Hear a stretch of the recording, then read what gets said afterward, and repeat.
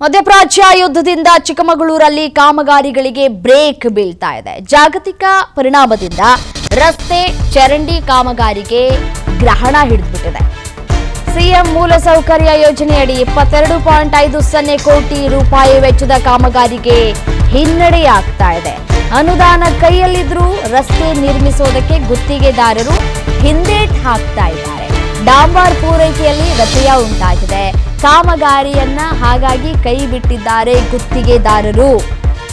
ಚರಂಡಿ ರಸ್ತೆಗಳು ಸರಿ ಇಲ್ಲದೆ ನಿವಾಸಿಗಳು ಪರದಾಡ್ತಾ ಇದ್ದಾರೆ. ಮಳೆಗಾಲ ಆರಂಭ ಆಗ್ತಾ ಇದೆ.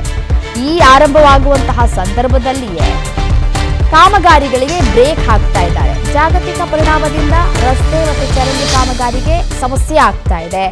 ನೋಡಿ, 22.50 ಕೋಟಿ ವೆಚ್ಚದ ಕಾಮಗಾರಿಗೆ ಹಿನ್ನಡೆ ಆಗ್ತಾ ಇದೆ.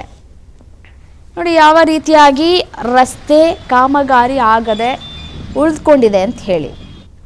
ಒಂದು ಕಡೆ ಯುದ್ಧ ನಡೀತಾ ಇದೆ. ಯುದ್ಧ ನಡೀತಾ ಇರುವಂತಹ ಹಿನ್ನೆಲೆಯಲ್ಲಿ ಕಾಮಗಾರಿಗೆ ಕೊಕ್ಕೆ ಹಾಕುವಂತಹ ಕೆಲಸಗಳು ಆಗ್ತಾ ಇದೆ. ಯುದ್ಧದ ಸಂಘರ್ಷದಿಂದಾಗಿ ಅನ್ನುವಂತಹ ಒಂದು ಕಾರಣವನ್ನು ನೀಡ್ತಾ ಇದ್ದಾರೆ. ಸೊ ಕೋಟಿ ಹಣ ಮಂಜೂರಾಗಿದೆ. ಆದರೂ ಕೂಡ ಈ ರಸ್ತೆ ಕಾಮಗಾರಿ ಚರಂಡಿ ಕಾಮಗಾರಿಗೆ ಗ್ರಹಣ ಹಿಡಿದ್ಬಿಟ್ಟಿದೆ.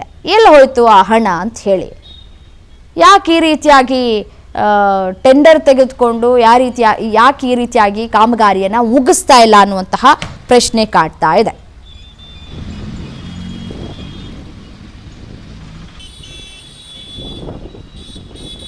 ಚಿಕ್ಕಮಗಳೂರು ನಗರದಲ್ಲಿ ಸುಮಾರು 22.5 ಕೋಟಿ ಅನುದಾನದಲ್ಲಿ ಟಾರ್ ರಸ್ತೆಗೆ ನಾವು ಮುಖ್ಯಮಂತ್ರಿಗಳ ವಿಶೇಷ ಅನುದಾನದಲ್ಲಿ ಪ್ರಾರಂಭ ಮಾಡಿದ್ದೀವಿ. ಅದರಲ್ಲಿ ಒಂದು 10 ಕೋಟಿಯವರೆಗೆ ಕಾಮಗಾರಿ ಪೂರ್ಣಗೊಂಡಿದೆ. ಇನ್ನು 12.5 ಕೋಟಿ ಕಾಮಗಾರಿ ಬಾಕಿ ಇದೆ. ಕಾರಣ ಕೊಲ್ಲಿ ರಾಷ್ಟ್ರಗಳಲ್ಲಿ ಯುದ್ಧ ನಡೀತಾ ಇರೋದ್ರಿಂದ ಅಲ್ಲಿ ನಾವು ಟಾರ್ಗೆ ಮಿಕ್ಸ್ ಮಾಡಬೇಕಾದಂತಹ ಪೆಟ್ರೋಲಿಯಂ ಪ್ರಾಡಕ್ಟ್ ಆದಂತಹ ಕ್ರೂಡ್ ಆಯಿಲ್ ಅನ್ನುವಂಥದ್ದು ತ್ರಿಬಲ್ ರೇಟ್ ಜಾಸ್ತಿ ಆಗಿದೆ. 35,000 ಇದ್ದಿದ್ದು ಈಗ 95,000 ಮೇಲ್ಪಟ್ಟಾಗಿದೆ. ಆ ನಿಟ್ಟಿನಲ್ಲಿ ಎಲ್ಲ ಗುತ್ತಿಗೆದಾರರು ಸಹ ಟಾರ್ ಡಾಂಬರೀಕರಣ ಕಾಮಗಾರಿನ ಸಂಪೂರ್ಣವಾಗಿ ಸ್ಥಗಿತಗೊಳಿಸಿದ್ದಾರೆ. ಆದರೂ ತುರ್ತು ಇರೋ ಸಂದರ್ಭದಲ್ಲಿ ಎಲ್ಲೋ ಇವತ್ತು 1-2 ಭಾಗದಲ್ಲಿ ಟಾರ್ ಹಾಕಿಸ್ತಾ ಇದ್ವಿ.